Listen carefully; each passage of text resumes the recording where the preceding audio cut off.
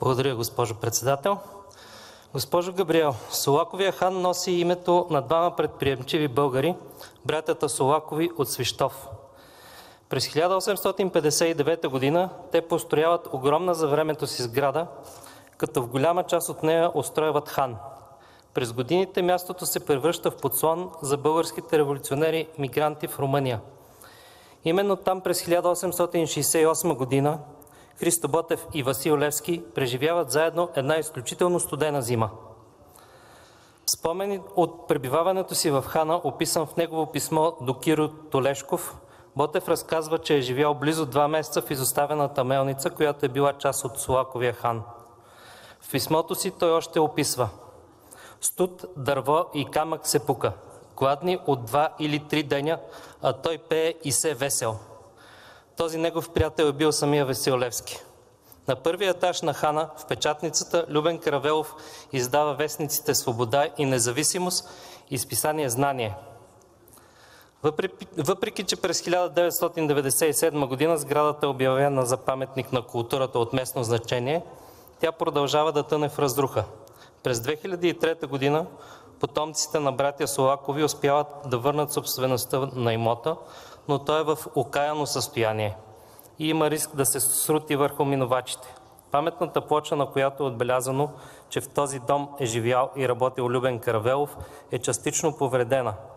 През 2020 година община Букурещ го придобива и обявила, че ще го възстанови, но от него са останали само външните стени и все още не са започнали работи по възстановяването му.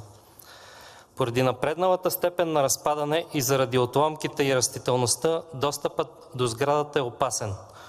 Управляващите в България явно не хеят за съдбата на това огнище на българското освободително движение.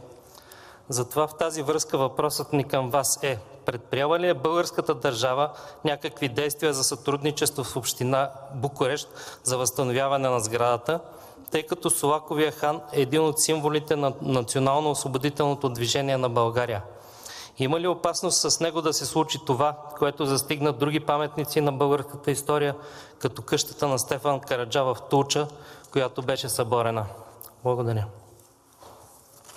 Благодаря за въпросът, господин Вешев. Госпожо Габриел, имате думата за отговор.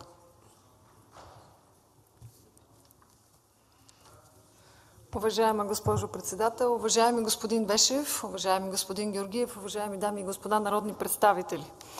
Съхраняването на сградата на Солаковия хан в Букурещ, както и на други обекти на територията на Румъния, свързани с българската история, е трайно и приоритетно направление на работата на Министерството на външните работи, респективно посолството на Република България в Букурещ. Собствеността на Солаковия хан в Букурещ е реституирана през 2003 година на 4 наследници. През годините до 2019 година същите не са предприели необходимите действия за поддържане и укрепване на сградата, която още през 1997 година е била включена от община Букурещ в Националния план за реставриране, но такова не е извършено. Понастоящем сградата е в тежко аварийно състояние. Около нея има предпазна ограда с цел безопасно преминаване на пешеходци. Състоянието на фасадата и декорацията в нея е критично. Последната до момента проверка на място, направена на 1 януари тази година от българското посолство, сочи, че по обекта не се работи. Основната причина за изключително лошото състояние на сградата на Солаковия хан е проявеното дългогодишно нехайство от страна на бившите собственици.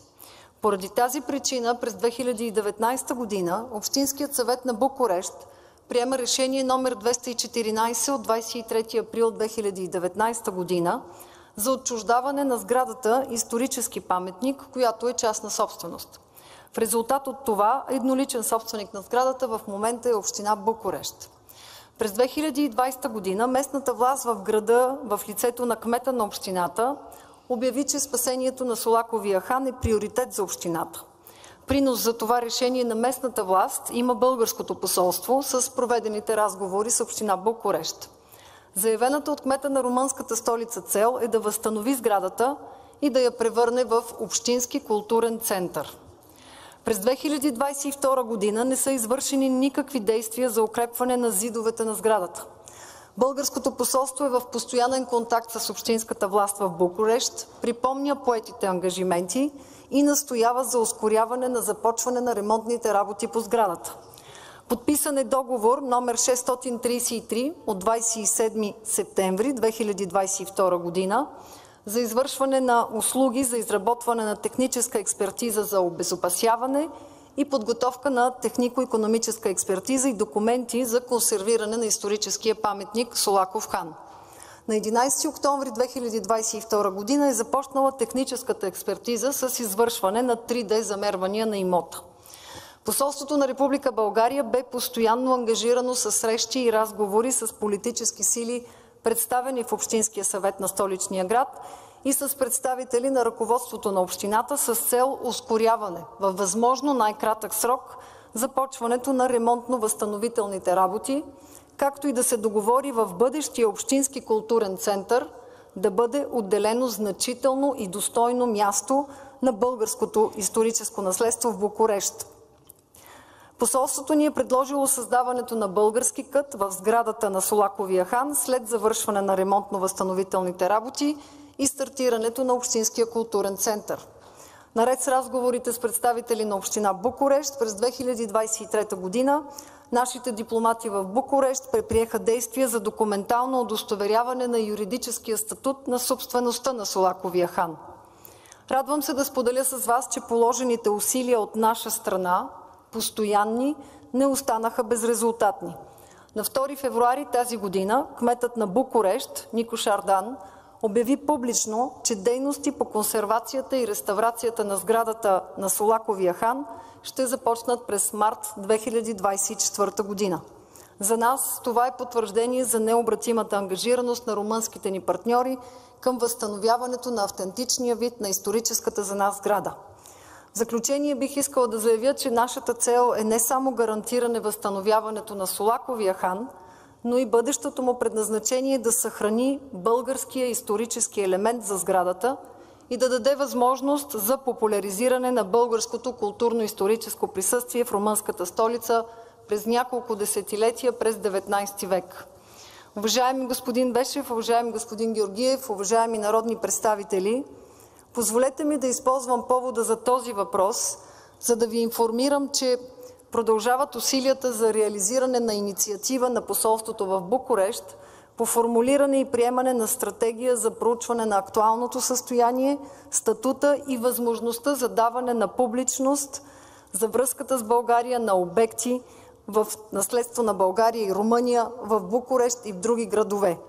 Предварителните резултати сочат, че в Букурещ, например, има обект с не по-малко културно-историческо значение за България.